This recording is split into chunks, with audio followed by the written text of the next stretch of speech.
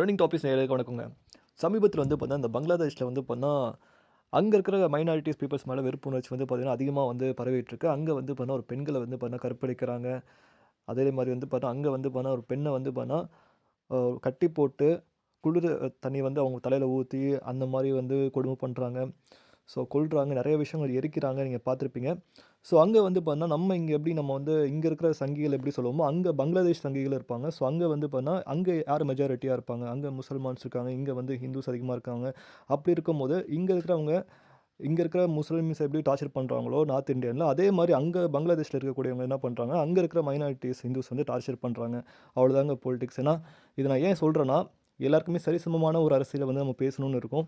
So யாருக்கும் வந்து எதுவுமே வந்து பார்த்தீங்கன்னா, எந்த மதத்திலயும் சரி, இந்த மாரி பண்ணுங்க, இந்த மாரி பண்ணுங்கன்னு சொல்லிட்டு எதுவுமே தூண்டுதலே இல்ல.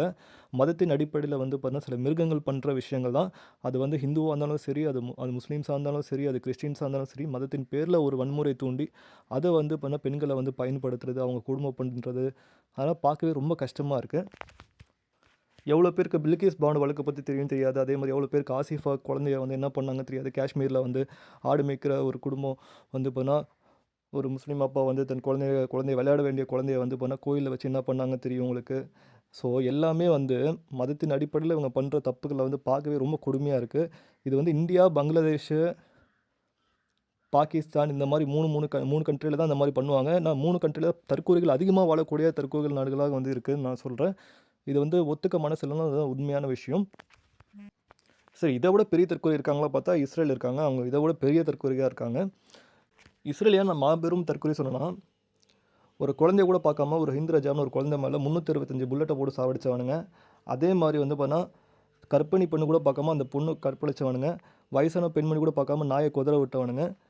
இந்த மாரி சொல்லிட்டே போலாம். இந்த மாரி உயிரோட எரிச்சவனுங்க, வீடோட வீடா எரிச்சவனுங்க, பத்திரிக்கையாளர் கூட பார்க்காம எரிச்சவனுங்க. இந்த மாரி ஏகப்பட்ட விஷயம் பண்ணியிருக்கானுங்க. எல்லாத்தையும் பத்தி பேசினா எல்லாமே கிழிஞ்சிரும். ஸோ, அதனால யாருமே கீழ கமெண்ட் பண்ணி நான் வந்து அ இங்கே இந்துஸு, முஸ்லீம்ஸு, கிறிஸ்டியன்ஸ்லாம் சொல்லாதீங்க. எல்லாருமே ஹியூமனிட்டியா இருங்க. ஏன்னா எல்லாருமே சரிசமமா ட்ரீட் பண்ணப்படணும். எல்லாருமே இறைவனோட பசங்க தான், குழந்தைங்க தான். ஸோ யாருமே யாரோட பெரியவனும் கிடையாது, சின்னவனும் கிடையாது. ஸோ அதுதான் சொல்லிக்க விரும்புறேன். இத பத்தி உங்களோட கருத்த வந்து கமெண்ட் பண்ணுங்க. மேலும் நம்ம சேனல் லைக் பண்ணுங்க, ஷேர் பண்ணுங்க, சப்ஸ்கிரைப் பண்ணுங்க. மறக்காம பெல் ஐகான் கிளிக் பண்ணுங்க. மகிழ்ச்சி.